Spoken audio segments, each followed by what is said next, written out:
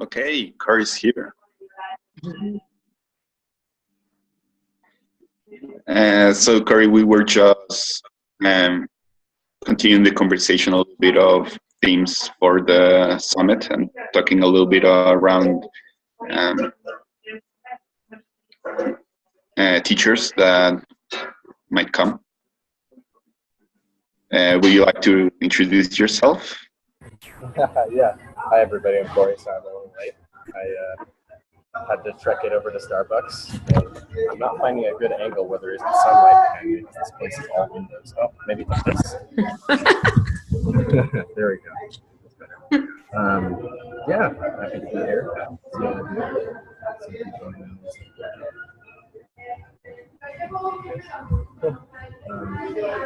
Continue onward.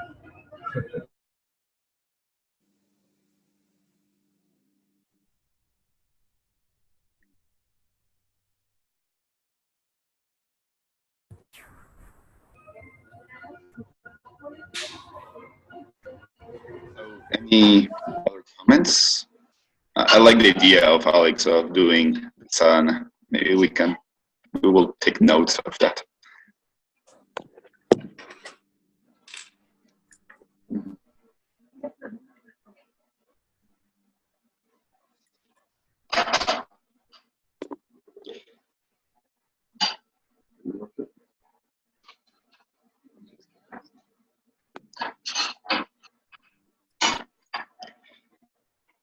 So Judith, you asked this question that I just wanted to check if you feel that it was answered around like which themes can Shambhala support about social action, and I feel like Trinley, it's a really good example of someone that can bring a lot to that conversation.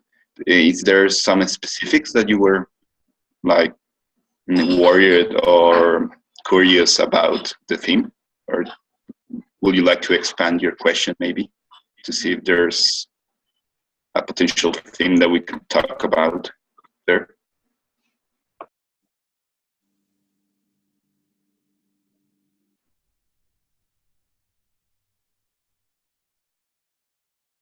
It was Esther asking the question. I'm not sure what to say. I'm sorry, I just spaced out. But I think, well, it sounds like we already have Trinley and a bunch of people, just in the clans, who are really experienced, well, yeah, in that field, social action and teaching around social action. So, yeah, I don't have any specific ideas, but obviously we could, I mean, being in Berlin, we could look at, you know, the refugees. We could look at how can we in Shambhala help support the situation here, the situation with the refugees. That's definitely a topic we haven't really been discussing in Shambhala so much. Everyone has just been doing their individual things to support the situation. But I think, of course, there's more that can be done. And yeah, I mean, that would be an interest of mine. And it would make a lot of sense to do that in Berlin, since there's so many refugees here.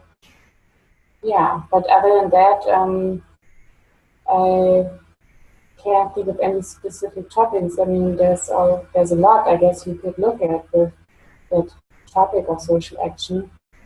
There's a lot to explore. Yeah, I want to say that just from my experience last year, particularly in a leadership retreat at Casa Werma, it is such a broad umbrella, that term social action, that it took a lot of time just to even understand where individuals were at and what their understanding of that is. And for many people, it looks like many different things. For some people, it's direct action. For some people, it's community building and change within our own organizations.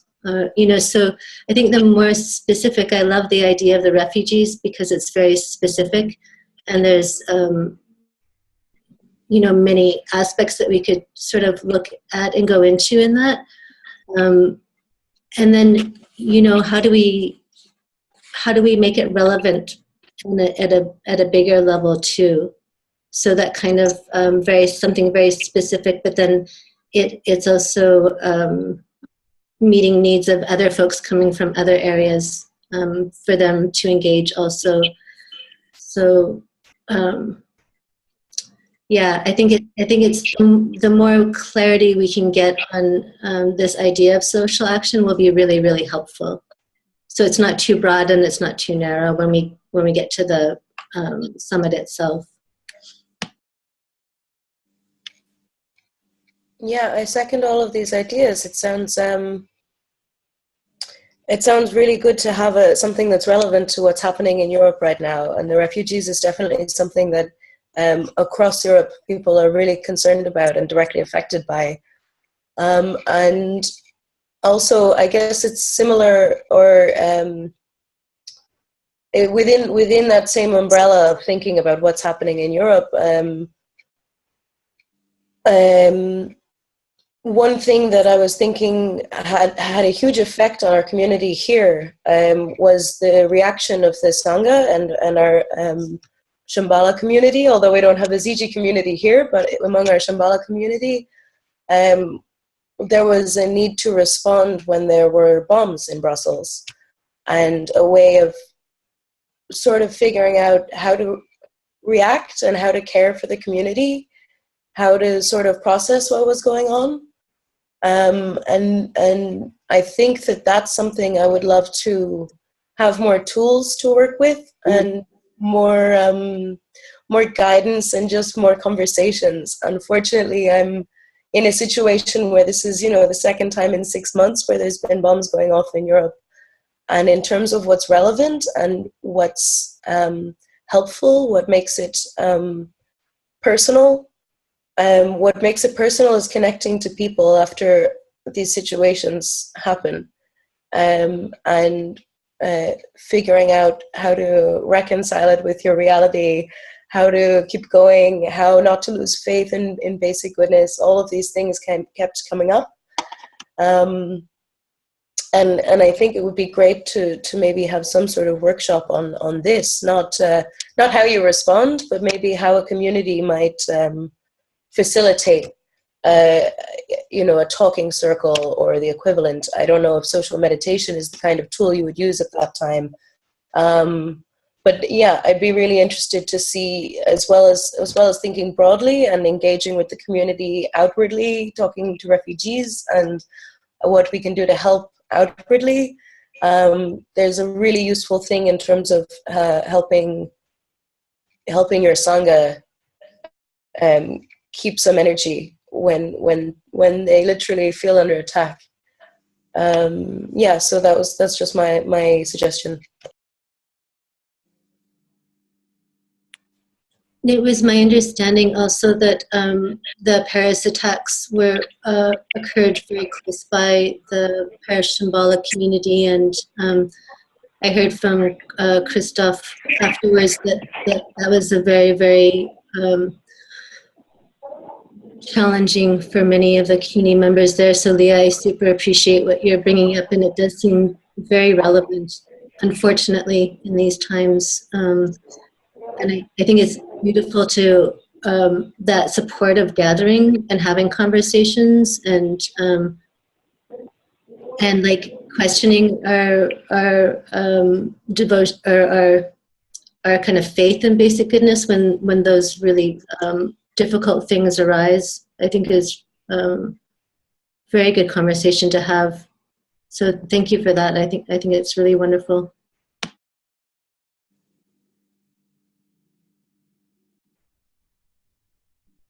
Yeah, my feeling also from my exposure to young people in Europe, there's really a wish to react to this in a positive way.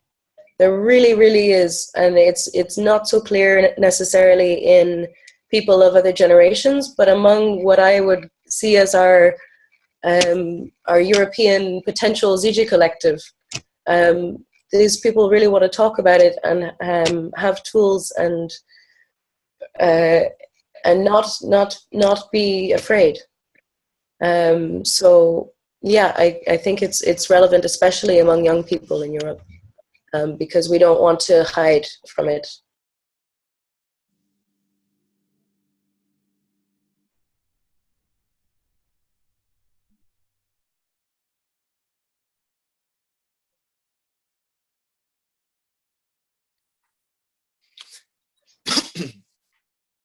I think the topic is broadly relevant because it's also connected to things like the refugees crisis is also connected to things like climate change, as well as working with people of different cultures. So broadly, people can relate to various cultures, or migrating, or war, or climate change, but also it's nice for people like myself living farther away from the like the feeling of being threatened by those attacks that were in Europe, those bombings, and to actually go to Europe and sort of be with people who are going, maybe who are closer, and that process could actually connect me much better to the global world that we're living in, as there's more weather and temperature related changes that are going to cause more mass migrations. And I think it's related to the Shambhala principle, chapters maybe 4 and 5 in particular. The Sakyong is really pointing toward this possibility of more and more global sort of climate related things that might end in huge challenges. And that notion of bravery, of, like you said, responding positively, is a core teaching in Shambhala that I feel like, as a North American living in Seattle, that if I go to Europe and plug into the energy there, it could be very helpful for me in terms of understanding that more viscerally and feeling more connected globally. Here, Michael. I wanted to second that and say that that's been something that's been a thread that it's been. I wanted to add to that same conversation too of thinking about what how we can really manifest as a global community, and we're in the very, very beginning stages of that right now. And I think last year's summit in Mexico was really like the birth of that possibility in so many ways. And what that means too is thinking about all of the ways that there are lots of ways that we can become global community. We can be a global community of privileged elites interested in exploiting the environment and all of that already exists. It's very global, it's very real. And so thinking about how to not repeat those same mistakes that our parents' generation made in making global connections is the thing that is most on my mind. It's thinking about how we can be inclusive, really as inclusive as we can be, which manifests differently in each local situation. And I think obviously the refugee crisis is a big part of like testing the fabric of that in Europe. In Chile, it's very much about all of the recent immigration from Peru and Bolivia that's happened in the last 10 years that's causing a lot of similar kind of gross nationalistic vibes. So I see this happening in all kinds of different places, but thinking about how we, with this little community that we're planting the seeds of, can cultivate something different is the question that's very much on my mind.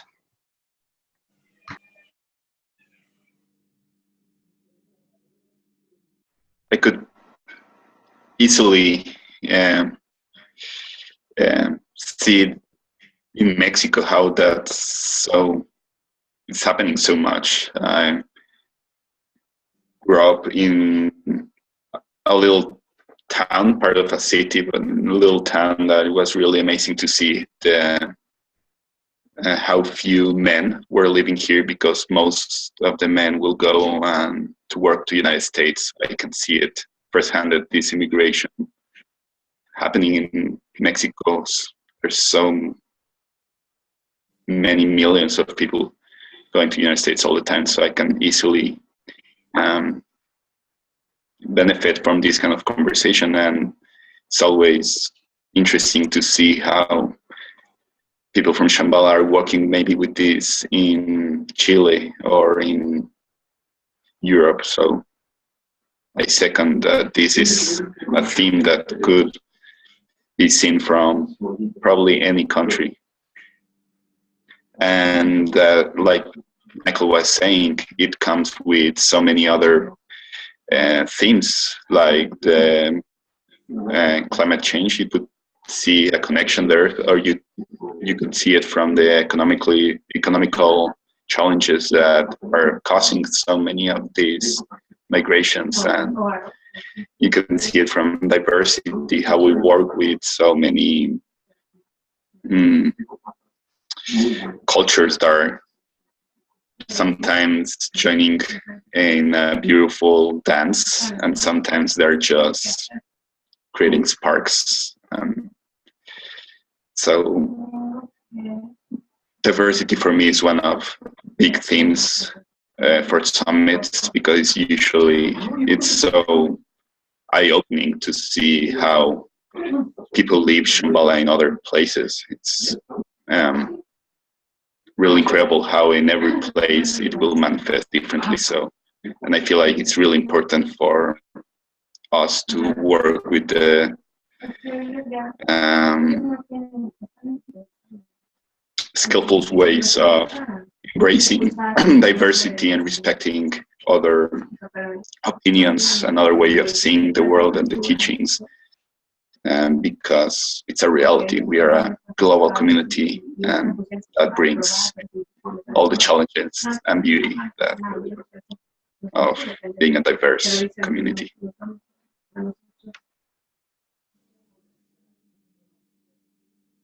So guys, I do have to leave, I'm sorry, but really nice to see all of you, and see you in Berlin.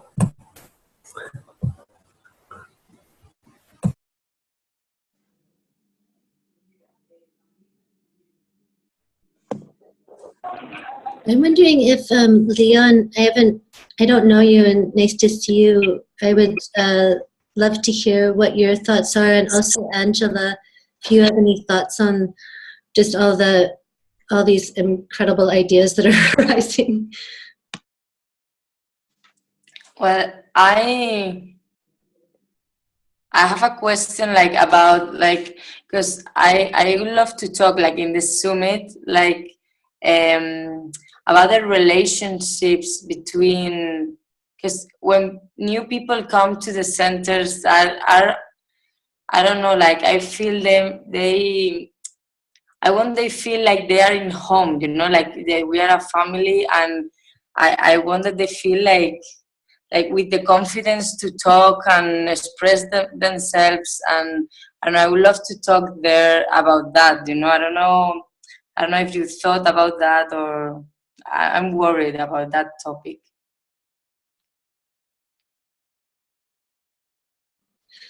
So just to clarify that you're getting a sense that newer people coming in are not having a sense of feeling at home, and how do we shift that? Or they I don't know, I would love to know about what the other people or other Ziji groups are doing in their centers about the activities or the practice they do, and if they feel if you do in a way that you are in as a family, you do things as family or friends,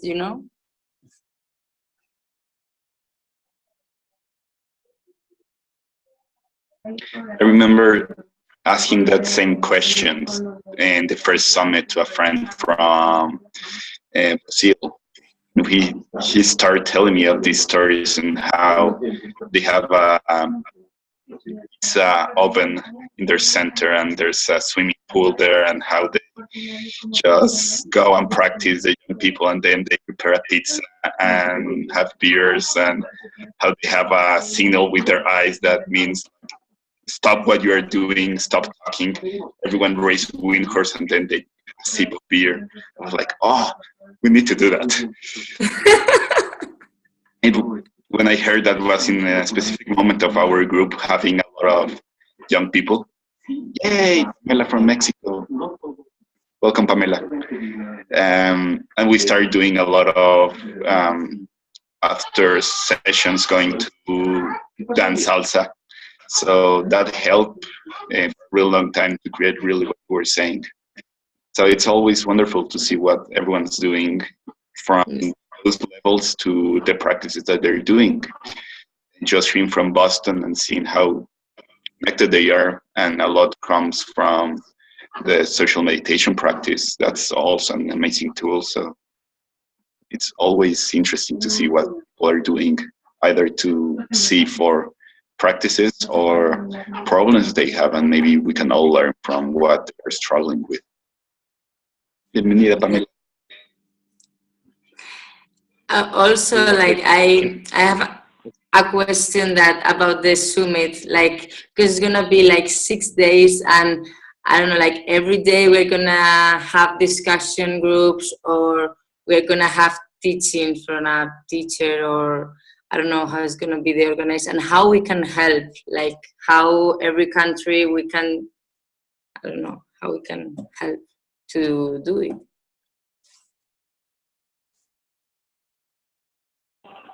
Can you all hear me? I'm trying to phone in now to get a better audio. It's amazing, this technology.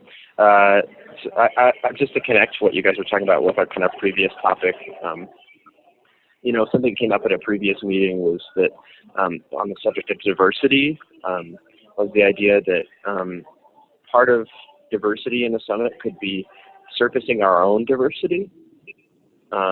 Like becoming more aware of the diversity we already have within our group and within the attendees, and I think that feels like kind of relevant to this. Like it's like we do like in order to kind of learn to work with diversity, we also can realize that we are doing it already in putting this event together, and hopefully we'll have quite a bit of diversity in terms of at least geography and I would assume culture and who knows what other various ways we actually kind of have to look to know, though, at the same time. And that might help us kind of with all of these things.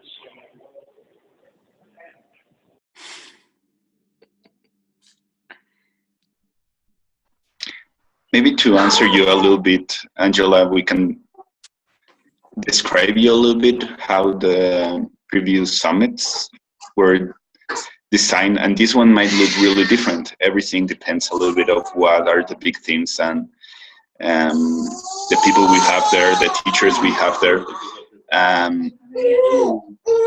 Sorry, my nephew decided that it was a good moment to scream. So last summit and retreat, we actually had 2 events different happened, and each one with a different feeling. So one was a little bit more related to having those conversations. It was a smaller program, the summit. So it was a little bit more group conversations and hosting the conversation that needed in that space. The leadership retreat was a little bit more focused on practice and teachings. So every morning we practice in the morning, and then we received a talk from Charlie Bell. So that was a really, like, first in the morning we went in, and then on the second part of the day we had different modules from one of our teachers hosted a different topic, either developing skills on teachings that Shastri Holigeli gave, or social action with Trinley, that maybe she can explain a bit what that was, or social meditation with Nick Rance. So half of the day was practice and half the day was more of developing skills. So this time we're gonna have 6 days together, and it's gonna be the longest summit that we have so far. So it's probably going to combine a little bit of the summit and the leadership training from last year, or maybe it will be completely different.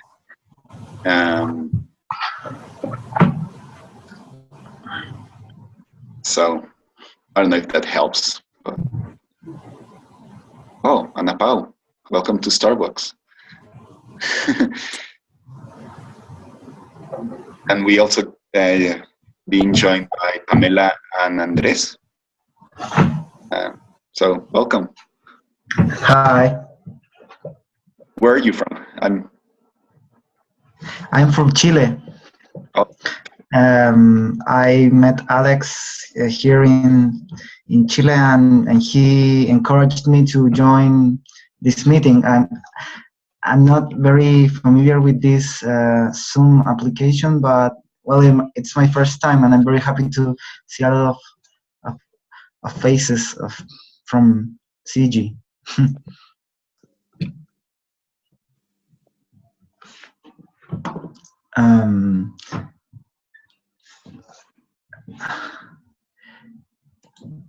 I think I kind of joined late the meeting because I'm planning a flight with my family like tomorrow, so I'm very sorry about that. I don't know if I can get the recording of the part of the meeting that I didn't get to see. Maybe I'll talk to Alex so I can like check that out. But please don't. I don't want to interrupt what you were like talking. So please continue and don't feel like obligated to like actualize me or you know. Correct me if I'm wrong, Cory, but the recording will be available in a couple of days. Will be sent out, right? I see a thumb up, so yes. Okay. Thank you. So maybe I can... Notes. Sorry, I'm also taking notes, so I can send those out right afterwards. So. Yeah, so Trinley, you asked what my aspirations or interest in this is, and I've been to Ziji meetings in Amsterdam and Cologne, and I'm originally from the area of Cologne, and for me the summit would be very interesting in a. Can you guys hear me? Okay, sweet. The summit would be interesting in terms of knowing what kind of social intervention and social aspirations you guys, all the people joining the summit have, and I'm not so stringent, straight on my teacher path. So that part is I'm more interested, or for me it's more interaction with the community. What's really interesting. I have I don't know, the whole art of hosting and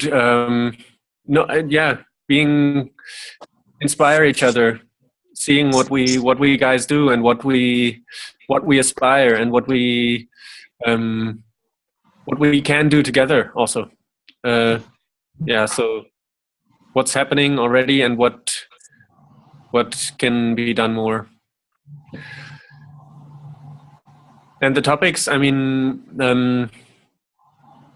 the refugee crisis, or whatever you want to call it, is really, I mean, it's all over the place in Europe, and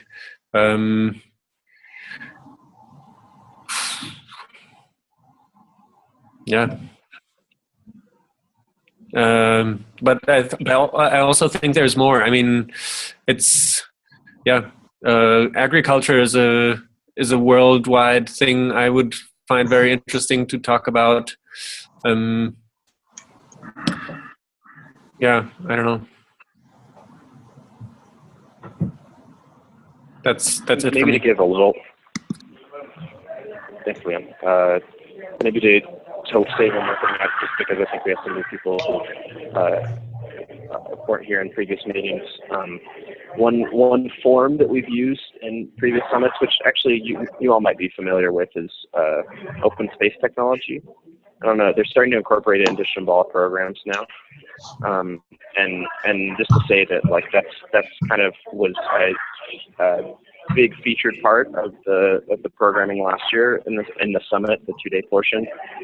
And yeah, I think it's because the wisdom in that, for anyone who's not familiar with open space technology, it's basically a form of allowing whatever conversations need to happen in the moment to arise, so people can propose their own topics in the moment at the event. Coming from the idea that you can't pre-plan totally what needs to happen, like there needs to be space for things to emerge organically. So I just wanted to say that it feels pretty certain that there will be that will be mixed in.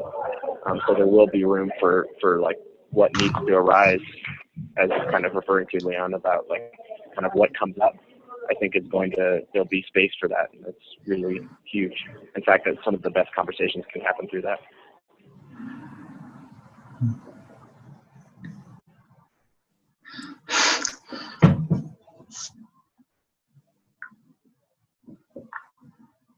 One piece that's been coming up in our local Ziji meetings recently in Santiago, there's a sort of subgroup that's starting to meet to talk about and study the issue of developing sort of communal economics, or ways of relating to each other financially that are in solidarity with each other and with our environment, and sort of alternatives to the hyper-competitive, hyper-rapid, globally interconnected capitalist world that we spend most of our economic lives in now.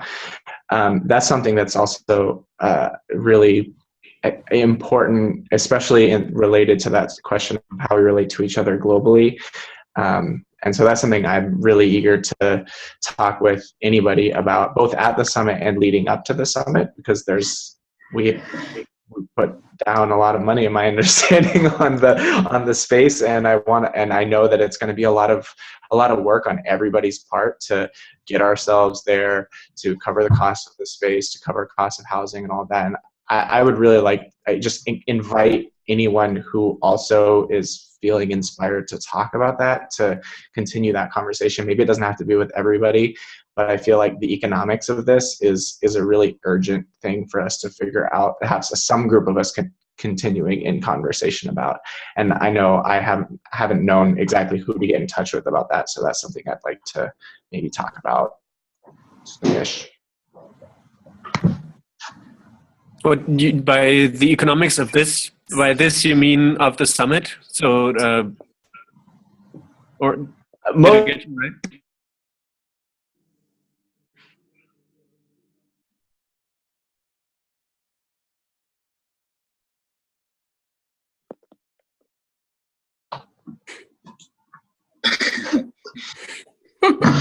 Okay, let's see if he comes back.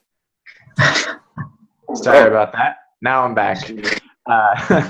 The answer, so yes, regarding the summit, absolutely. And also, I know that this has been a big theme in conversations that I've had with other young leaders, both locally when I lived in Los Angeles before, and also here in Chile, and also at the last Ziji Collective Summit, of how Shambhala can be open to people from different class backgrounds, and the ways that our economic model actually keeps people out is a big part of that conversation too.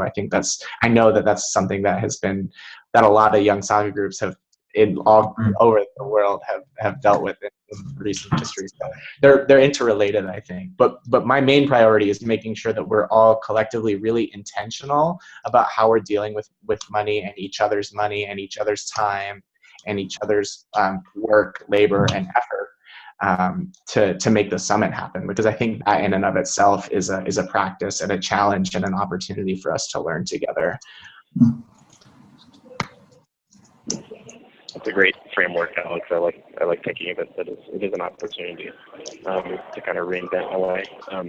Just to kind of speak to it quickly, just in the sense that on a practical level, I think that we've kind of been talking about it, especially I think in this coming month, we're going to do some efforts to really try and help people organize in this way, understanding that finances are huge, and this is obviously like really challenging for folks to make it to this event. You know, for a lot of us, it's a long ways away. So I think there's a lot of ideas kind of in the works right now. I think we've talked about having maybe another call like this sometime in May, just to kind of discuss and kind of collectively brainstorm fundraising ideas. There's in the works a zine. We're calling it a zine. It's going to be like a little kind of, I don't want to say brochure, but it's kind of more like it'll have content, it'll have some articles and describing what's going on in Young Sangha and Shambhala and the Ziji Collective. And that's going to be something we're going to give to people who are fundraising as something that they could give to the people who give to them as like an exchange. And we're also going to really try and just provide whatever support we can to kind of do that, to kind of help people fundraise within their communities. There's been ideas of also like making a home on the Ziji website possibly, where people can post the progress of their fundraisers so we can see how everybody's doing, and kind of I don't want to say race each other, but they encourage each other through that, and other ideas. There's a lot of stuff. So we'll be talking about that in a kind of practical level in the next month. And we'll also be coming out with, I think me and Bruno finally just received from Judith the final confirmation of our space. So we have that confirmed. Yay. And we'll be kind of crunching the numbers and kind of sending out some more financial details in the next few weeks as well. So that's kind of the earth level of that stuff. But it's a huge issue, like you said, Alex. It's something that we've talked about a lot within Ziji Collective as being kind of one of our real areas of like that we want to work with, because it affects young people. Shambhala really is geared towards wealthy older people, especially when you get at a certain level, when you're taking programs at land centers, it becomes so challenging to continue on the path. And so it's a huge issue, and I think that's something that we talk about in the future for sure.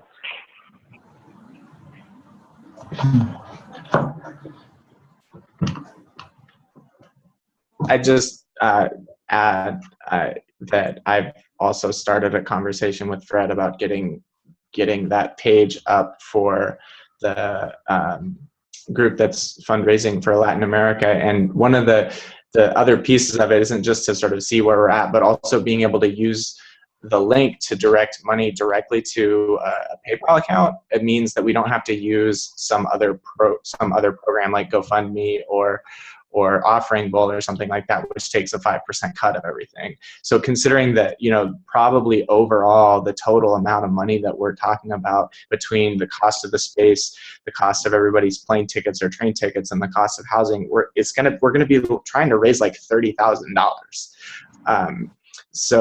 Or 30,000, yeah, which is, euros are pretty close these days. So I feel like that's about that estimate. It's not accurate enough that a lot gets lost in translation there, but it's a lot of money. That's like that's more money than I made the entire last year. So I am really inspired to make this happen, and I just want to kind of communicate that to everyone, that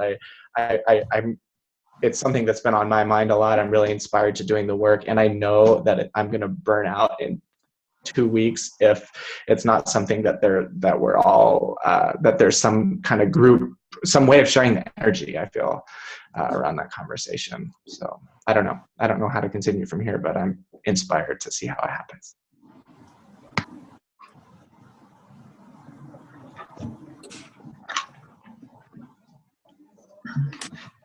I have a question about the place. Like, will it be at the Berlin Center, or it's gonna be outside in another place?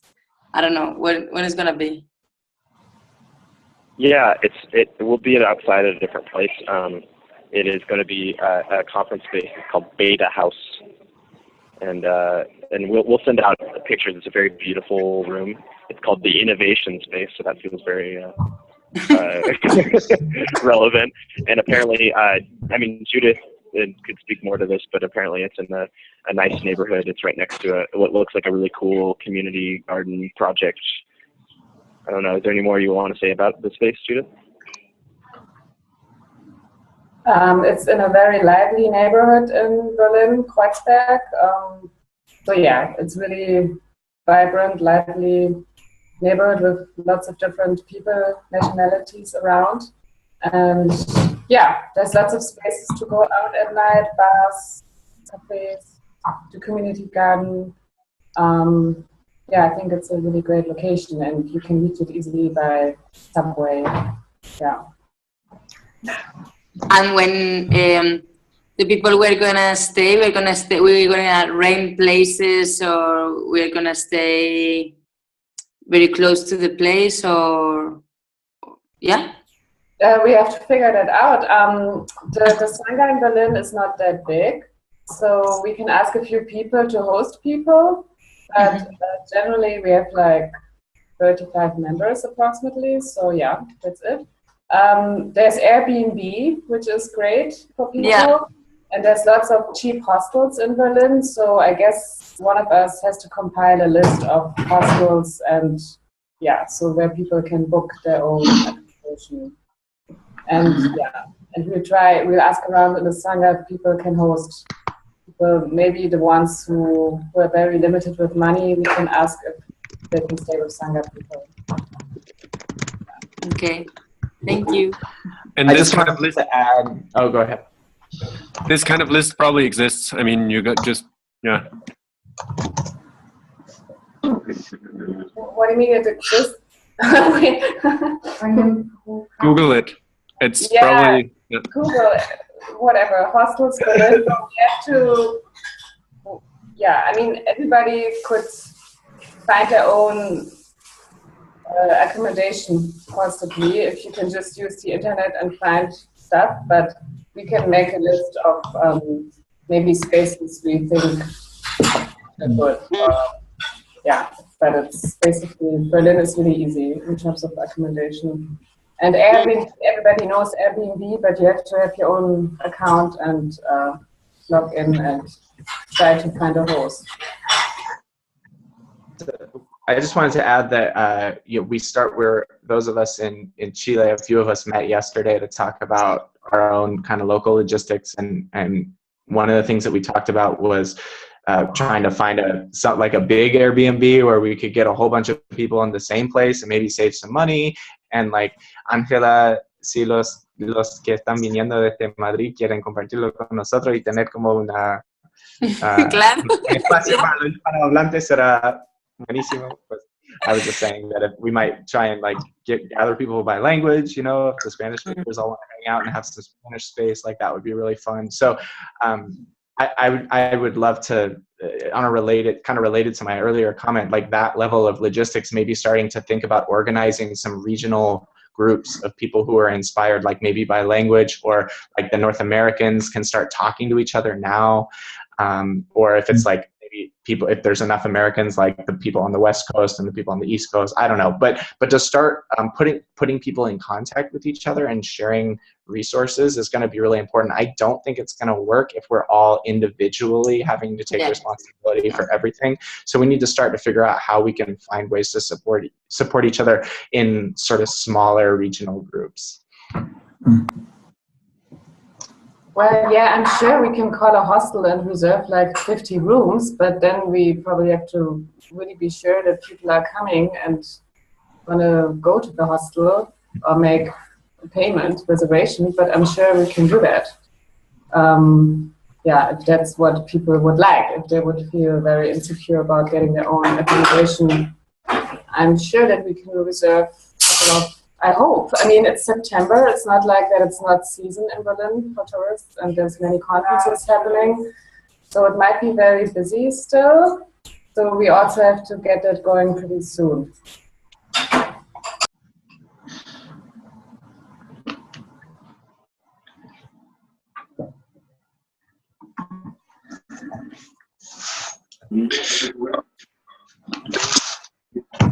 So Leon just sent us an extensive list, probably of different places, and I wanted to.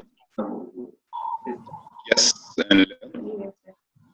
I also have a question or basically a suggestion, an encounter I had a week ago. There's a new, I don't know, I would call it network or movement forming in Denmark these days. Among other actions, they have formed a party, and they basically are trying to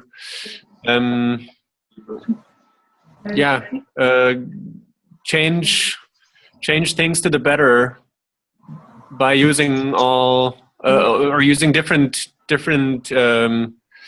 lanes, so to say, and they have an amazing agenda. And I was wondering if, or I could connect the Ziji gathering and some of the people there. I know some people from the board of this group, and they are really, I don't know, pioneers in the way they work. They have this, they use all these different techniques, you know, the usual stuff like liquid democracy, or is it, yeah, and all these different kinds of tools, and they're gathering a ton of different ways and tools to, yeah, as much as possible work out together how things can be dealt with. And so maybe, I don't know who I have to if this is the right place to put this out there, or yeah. Can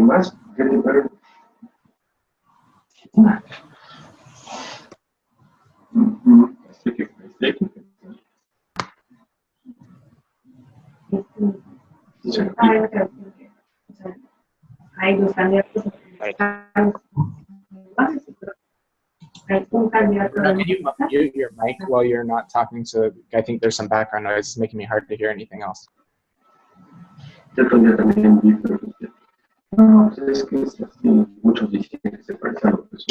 Yes, sorry,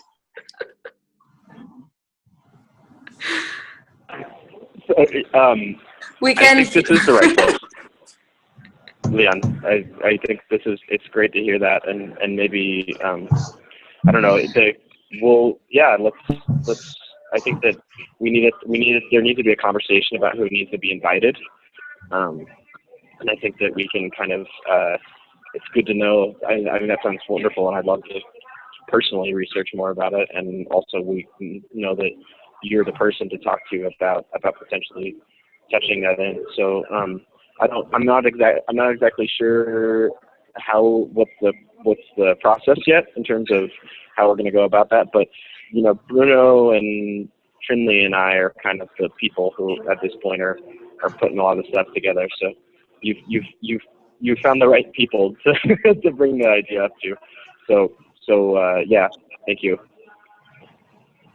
And I think I remember this correctly, that Christoph in our first call mentioned that there was a connection in the Sangha to the Podemos group in Spain too. That's something that, you know, that I know is happening in Europe right now. That's really like starting to bubble in a way that could, yeah. I got a sense of, Leon, that was sort of what you're talking about. And then 3-Star in Italy. So like these movements are starting to happen in Europe in particular, where they're actually like learning, like figuring out ways to govern. And I think for us in Ziji, you know, especially being able to take that west to places like South America and North America, you know, learn how to use these tools to actually work within our communities, both within Shambhala and within local politics, is, you know, something that is very inspiring to me too, and something I'd love to learn more about. Well, one or both of you sent out an email that can, with some links to some of these movements that you're referring to. It'd be very good to read about them ahead of time.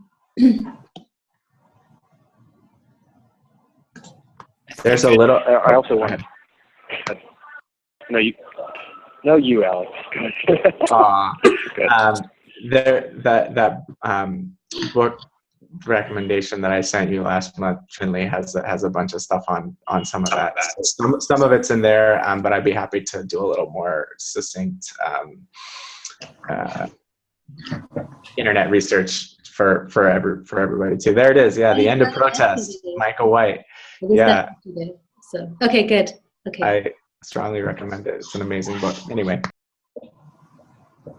I think it would be interesting for Leon to have a conversation with these this group or the people he knows, and sort of know if they would like to come and kind of present, or if there's some of them who are also interested in the notion of basic goodness and meditation, who would want to be part of the whole thing, or like, you know, how much they want to learn about what we're doing, or if, you know, just kind of knowing what the invitation would be if they're coming on a specific day, like, so not particularly like a formal go ahead, but just conversations to see what they would want to do. Totally. I wanted to check in with you before I officially tell them that they could be part of it. But I have talked to them in general whether they would be interested in talking at this weird Buddhist meeting, and they were open. And so I'm now that I checked in with you, I'll forward them the page, and they can look into it, and yeah, I'll get them in touch. Yeah, on the phone. Yeah, I think that's good. I appreciate that, Michael. It's like, I think, you know, seeing what their interest would be I'd be really curious of that, how they would potentially want to be involved. But please do. Yeah, I'd be happy to hear about it. I also want to say, related to this, oh, sorry, go ahead. Is there something else? Who do I put in the CC of the email that I send? Okay, can you send me your address, Bruno? Yes, probably I will send you mine, and I'm guessing, Corey, you want to be there as well. Trinley, you want to be in touch there? Yes, so the three of us can send you, although I don't know if I have your email. You send it through the chat, maybe, or I can send you mine on the chat. That's easier. That is perfect.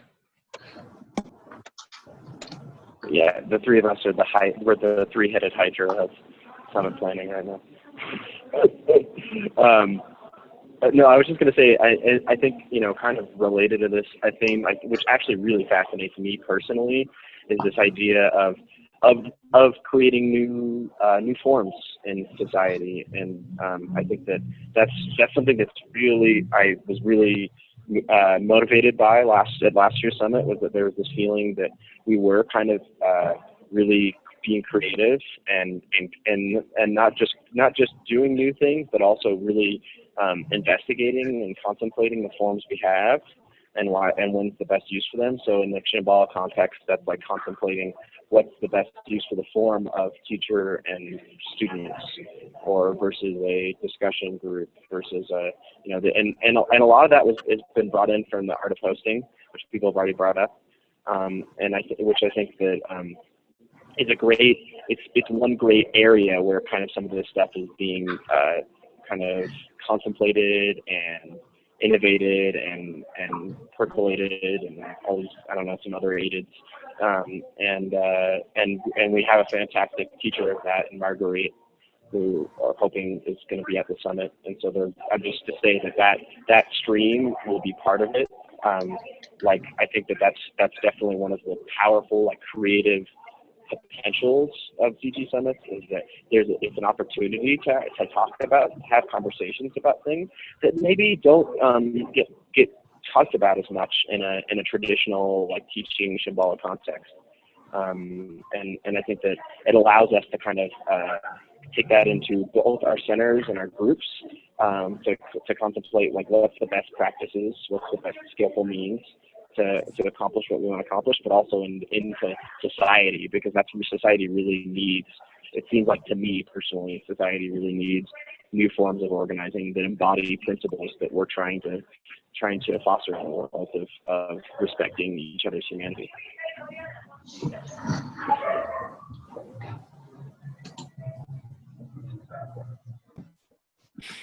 So I wanted to add something that Pamela asked me to say.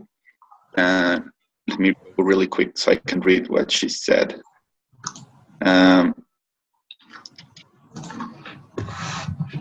Lo único que me gustaría notar es que se hable del liderazgo joven dentro de Shambhala.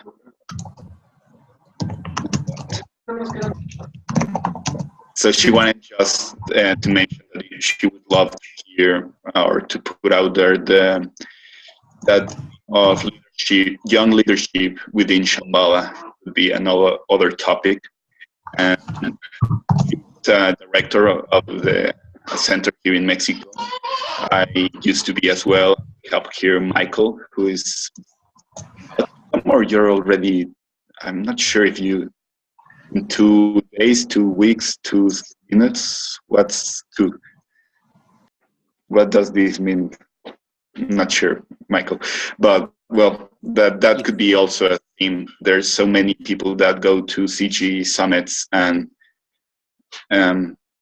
get energy and becomes directors, or you can see it the other way, where there's already so many directors and their youth that will be probably attending to these summits. I agree that could be another subject on another theme. We work in leadership within Shambhala and Ziji. Is anyone from San Francisco planning on coming? I know that there's a bunch of people doing leadery things in Shambhala in San Francisco among that group that started that brought the first summit together. Has there been any connection with any of those folks?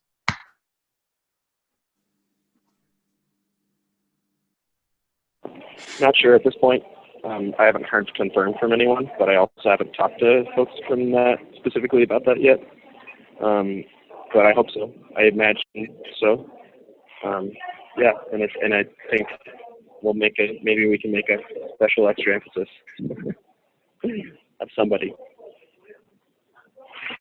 You know, Van Gils really wanted to, I think from one of our really initial calls about this summit, Alex Van Gils really wanted to come, and given that Corey and Bruno are going to send out something to center directors, encouraging them to send somebody, he might just send himself. So, well, that does bring up a point that I think is worth maybe emphasizing in that, which is that I know that there's a tension that starts to arise in all the people that I know who I've been involved with Ziji related stuff once they step into a role as a director or as a teacher. Like the more involved with Shambhala they get, the harder it seems to sort of stay connected with the energy of Ziji. And so I'm not sure if that's happening I feel like I don't know the extent to which that's happening at a general level, but I know that that's happened with a lot of at least some of the relationships that I've had with some people throughout my time here, and that might be worth like I don't know. I guess what I can say is I would love to help to make sure that tension can be accommodated, because as someone who is very committed to staying involved with the Ziji stuff and who isn't taking any kind of like leadership roles in Shambhala formally, in part because I'm moving around so much. I don't want to see people go, or at least to think about how we can accommodate people who are on Shambhala leadership paths and keeping that as a part of what Ziji is about, rather than it just being sort of a launching pad and then they're gone after they come through the program here or something like that. I think that in many ways has to do just with time and energy.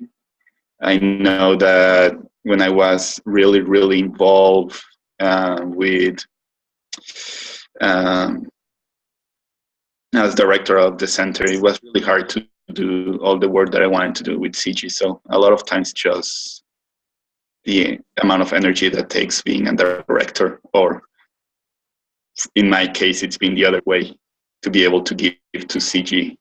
I've taken out energy from my center. But yes, could be a thing as well. Yeah, and I think that is precisely the challenge, right? And thinking about what sort of like dormant or low energy ways people can continue to participate, or have been, like I know Alex Van Gales, for example, has still been serving on the council, so it's not like he completely disappeared. But just, I don't know, it's a conversation that I'd like to continue to have and invite. Yeah. And I can see how it's relevant to you, Alex, because you're coming into a situation where you're going to be kind of, at least I know over the next little while, you're traveling a lot. So I'm sure it's on your mind. Sorry, Angela, you were going to say something? I have a question about the next Sunday will be like a call for just the group leaders or not, and what about we are gonna talk? What about like?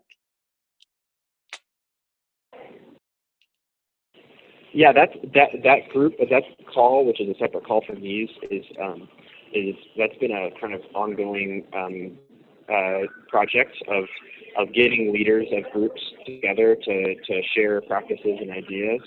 Mm-hmm. And there's kind of an agenda that's kind of bubbled up. I saw on the Slack. Are you on Slack, Angela? Have you gotten a chance to get on there? I'll repeat me again. Slack. Yeah. Slack. I'm on the Slack. Yeah, great.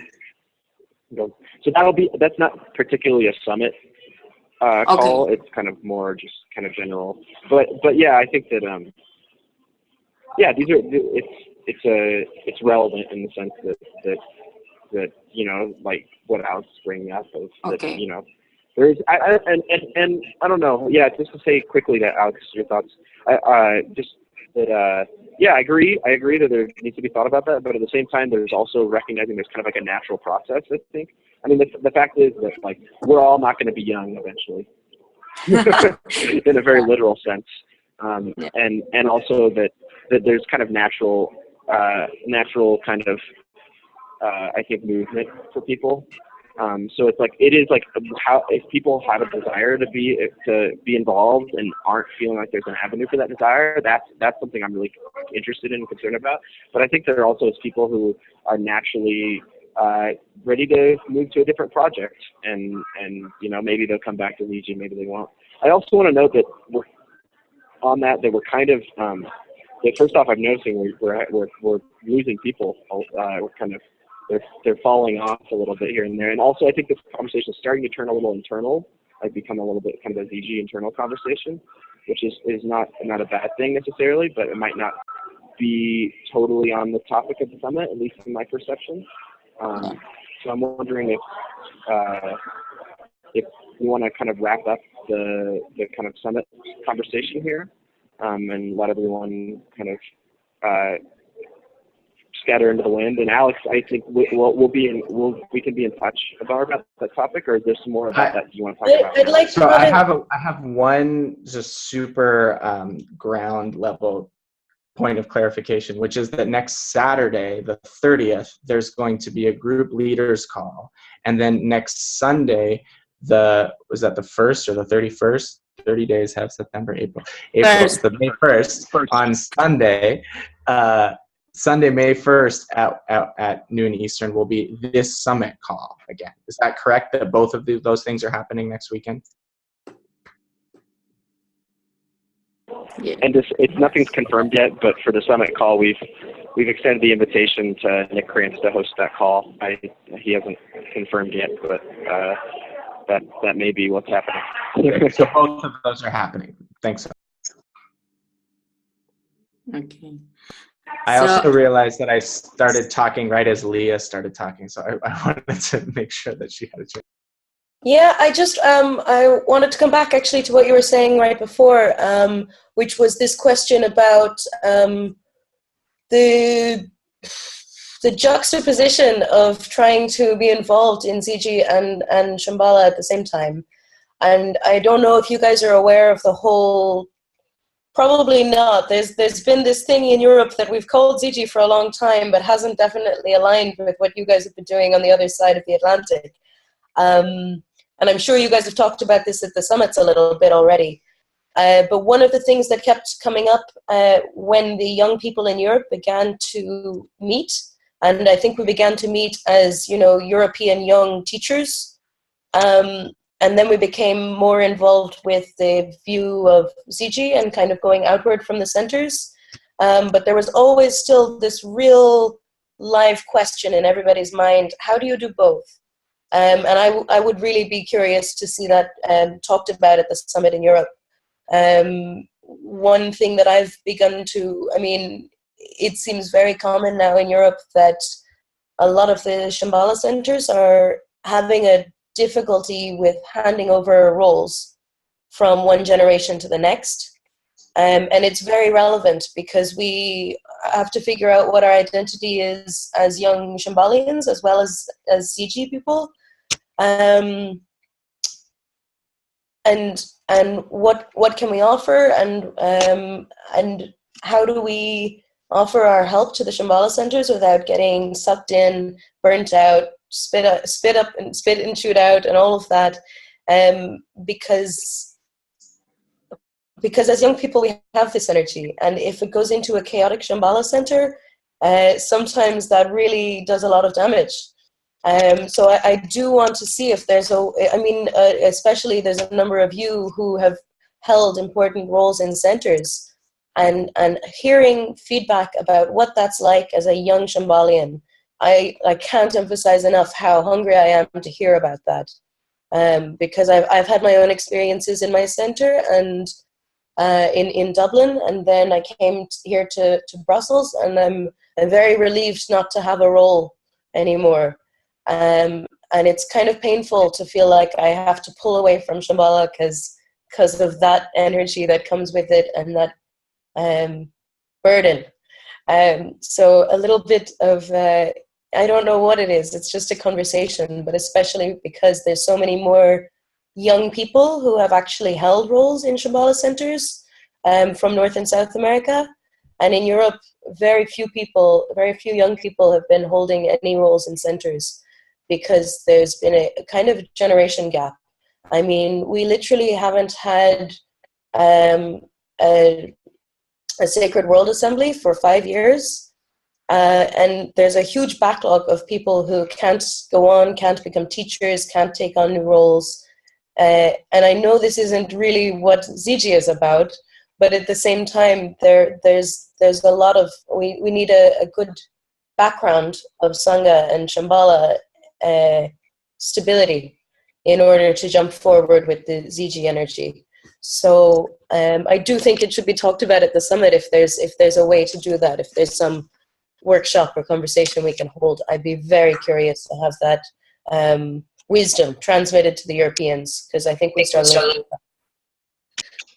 I want to just say that I think that the Sakyong himself would be most interested in this part of the conversation, in hearing the challenges that young people are facing. And I think, Leah, honestly, it's just very, very new in North America itself that there's young leadership. It hasn't been supported or fostered, to my knowledge, except for people who really have pushed and sort of held in there through a lot of challenges and a lot of oppositions. So, but I want to mention that I know that the Sakyong is specifically appointing or supporting young leaders, to be center directors and so on. So I see that shift happening just very recently in North America itself, and I think just overall it's a super important conversation. We're not going to continue a lineage if we don't have generations, we're not invested in the generations to come. So thank you for bringing that up, and the importance of it I totally feel as well. Yeah, definitely. And I think, good. I just wanted to add that this is exactly what Ziji is about in my mind. That the whole divide of how can I do both is just based on that maybe what we're calling Shambhala isn't accommodating the Ziji kind of energy, but the Ziji energy is aspects of what the Sakyong is calling Shambhala. So I feel like this is that bridge between the two, where if we can generate the future of Shambhala as Ziji and then become leaders, there's no longer that separation particularly. Here, here. And I think, definitely. I think on an organizational level, just to say that there is already conversation going on with Jane Arthur, who is the new head of the pillar of government in Shambhala, and very constructive and positive conversation actually. And I think that on an organizational level, Ziji feels like it's going to and does have a home in Shambhala, which I think is good. But at the same time, I think that that's the organizational level, but there's this personal level that I think you're bringing up, Leah. It's like that's skillful means. That's where we need to talk about. That's where we need ideas and help. Because I think that it's really true that as young people we do have a different interest and a different energy, and that energy isn't always received well, and it's partially maybe a skillful means on our part and how we bring it into a group, and also partially a skillful means on the people who are receiving us. And I think there is more work, like Trinley mentioned, on instruction for mentors on how to actually be a mentor and for the older Sangha, because I think that in my experience, and it's come up in conversations about Ziji before, that there's a lot of older Sangha who don't know how to mentor. They know how to tell you how to do things should be done, but that's not mentoring, and that's not the instruction of mentoring we're given. And I think that's huge. So it's partially discussing how do we do it, but also helping them figure out how to receive us. I think is at least half the battle. One maybe final thing that came up from your comment, Leah. You mentioned a little bit of how what's being done with like these European groups of young people that have been training as teachers, and how that felt a little bit different from what we were calling Ziji. And I just wanted to comment a little bit. I see right now Ziji just more as a network, and everyone's doing so different things. That's really like, even that there are so many groups that don't call themselves Ziji, in my mind, they're still part of this network and then this spirit of what is Ziji. So a lot of the idea of bringing this summit to different regions, like coming to Mexico, is really inviting this idea of everything is, we're all CG. Whatever you're bringing is still part of CG, either conflict within your Sangha or conflict with what people have been calling CG. Everything can be included in this summit, so it's really helpful to be there. Last summit, we hosted a big group of people from Chicago, and that they have a big movement there called Speak Out Chicago, and they almost immediately ask us, like, so we're here, but we're not CG. We don't call ourselves CG, and we were like, you don't need the name. Like, the name is nothing. You are part of this network of what we're doing in Shambhala, and we appreciate a lot that they were here and they put out what they were doing. So again, this going to Europe is definitely us inviting everything that is going on there in their groups to be part of, instead of us going to Europe with certain ideas. Yeah. One curiosity that face. Oh, sorry. Go ahead. Okay. I missed that last part. Sorry, Bruno. I spoke over you. This has been something that's been sort of I've been wondering about since getting to know a couple of the folks from the European Sangha and knowing about the history of the Young Sangha process in Europe.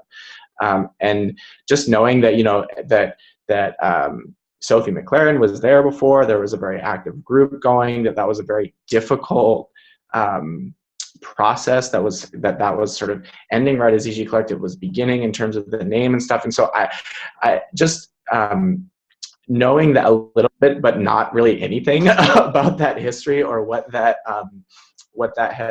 has lived itself out on the ground. I guess since I want to know, as someone who's not familiar with that history, but who's coming and sort of stepping into it and eager to participate and work with it as part of the summit, to know, I don't know, I just wanted to toss it into the space while we're wrapping things up, and maybe as something for us to contemplate. And because I have noticed that there's still some confusion in how we're communicating across the pond, and that's something that we really need to work on as a short-term process for figuring out how we're going to work together to make this happen. So I really appreciate bringing up your experience, Leah, as part of this, because I feel like it's super relevant. Thank you. Thank you too. Thank you for hearing it. I mean, I think no matter what we do, we're going to end up having this conversation again, because honestly, in Europe, every time we've met, it's been so far and few and far between, that we and always with different people, that we always end up having these conversations again and starting at the beginning and saying, this is the sequence of events. So you'll get filled in on all of that once things start here. Honestly, people are going to want to talk about it, and it's going to be the ground of trying to find our new identity anyway. So we'll talk about it when we see you all in Berlin. Yes, please. To clarify, I don't need, it's not the story so much that I'm interested in. It's just wanting to be able to connect energetically with what you're doing. And I've noticed this. I noticed this when I came to Chile too, that just coming to Chile with all of this energy and inspiration around my experience with the Ziji Collective and talking about it and saying, this is what we did with the Ziji Collective. The group in Chile who have been meeting here, the Young Sangha group has been very active here for over a decade, sort of on and off. And there was sort of another group that was kind of starting up right around the time that I moved here, that it took a while to kind of figure out what I meant by Ziji Collective, how I could communicate that with people who have not had the same experiences that I have, and to kind of get on the same page around it. And so I don't know, I just feel like that's really important to honor as we get going. And I hope that it doesn't have to wait until the summit to be able to kind of start to be processed, because there's so much that needs to be happening in terms of our collaboration before the summit to even be able to make it happen. And so I hope that that's not like sort of depressing the lungta at all, that we're not starting to get to know each other a little bit already, because we need a lot of Windhorse just to even make this happen.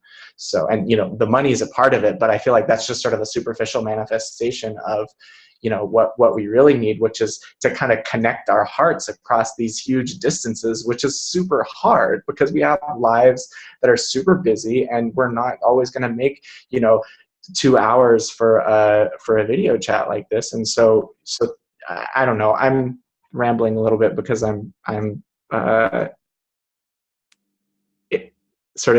it both really animates me and also kind of triggers this sort of sad quality that I really sometimes I feel like I'm kind of alone with, and I really and every time that I think that, I'm always proven wrong shortly later. So I'm just trying to name it, I guess.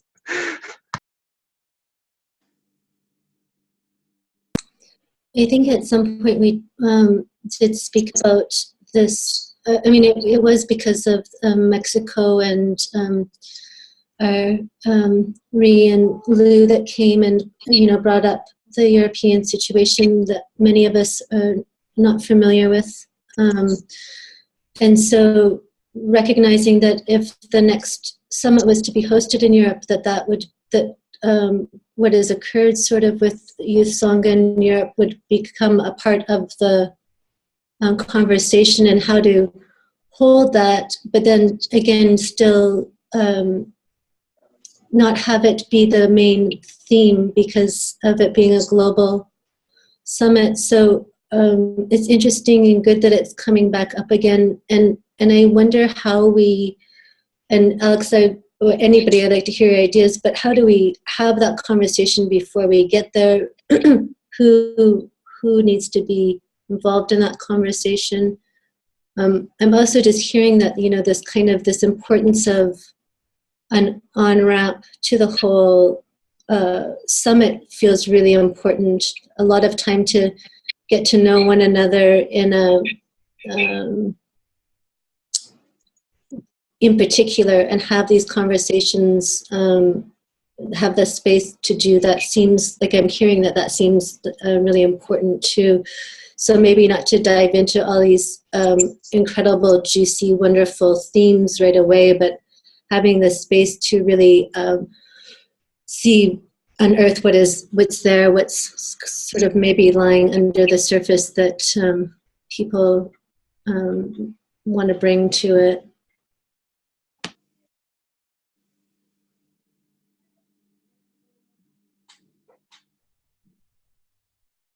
I've had a couple of very practical level thoughts about that I'd like to suggest, one of which being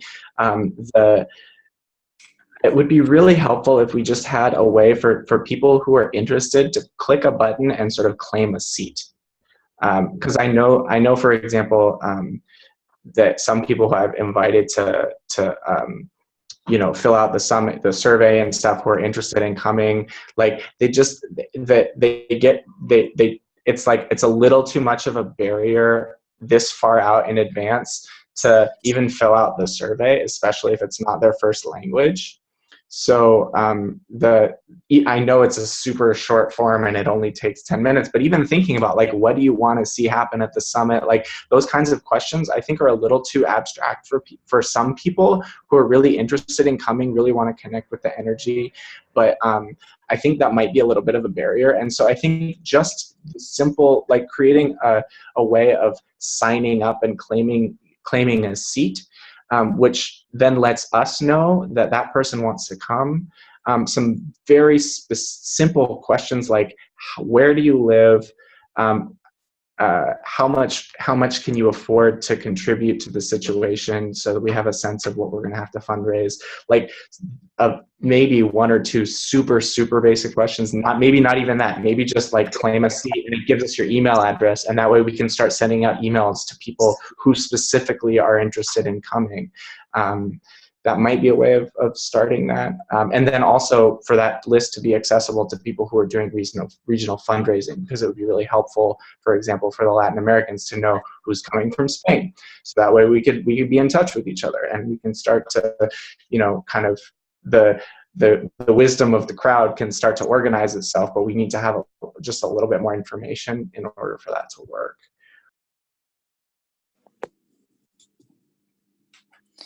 Yeah, and also like how many, like which questions you would like to ask, and what kind of things you will, or what are you expecting in this? What do you expect in the summit? I agree with that with you, Alex. Yeah.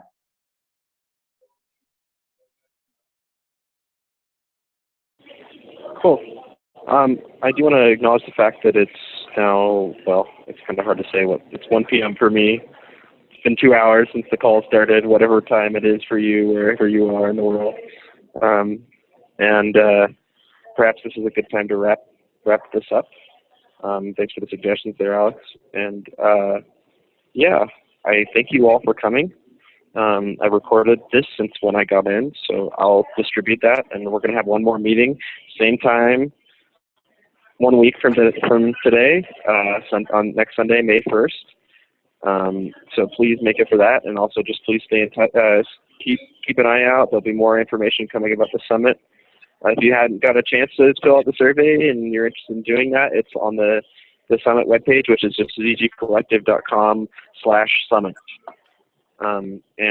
Yeah, there'll be a lot more stuff coming in the next month. So cool. Okay. Corey, would you object to me making a page that could invite that information? Because that would take me about 10 minutes. I think I'd like to wait.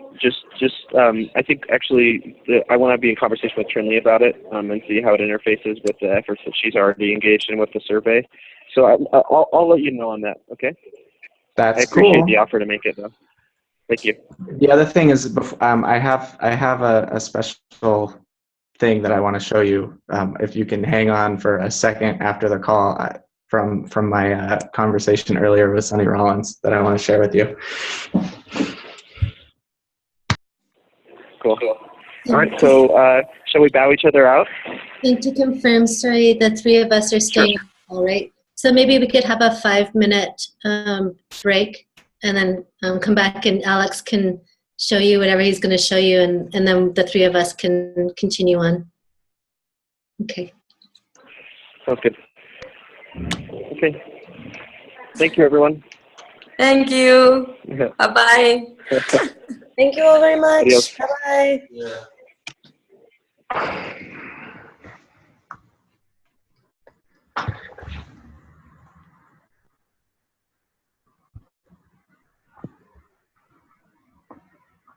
Okay.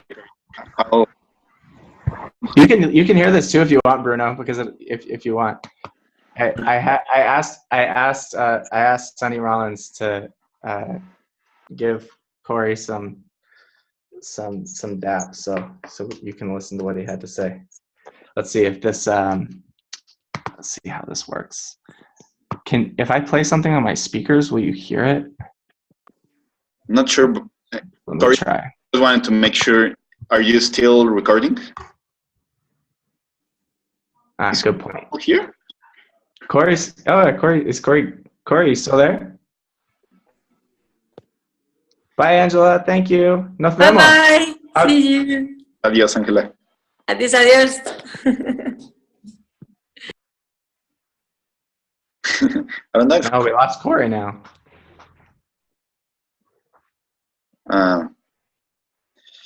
you need to go to the bathroom. It's been a long call. Do your thing.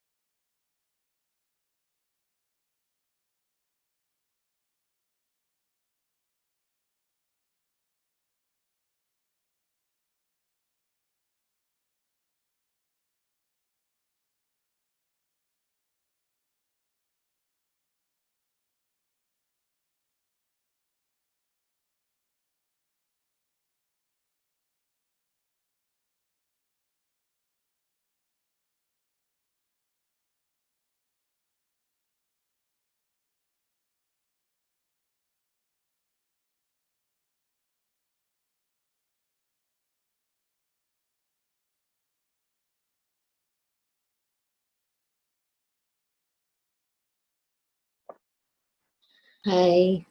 Hi. Are you guys done?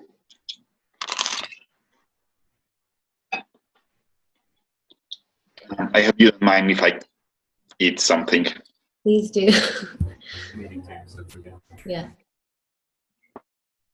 I turned off the phone thing. Can you guys hear me okay if I talk to the mic like this? It's really hard to understand you, Corey. Yeah, I see Alex still is showing on the thing. I don't know if he's still on or not.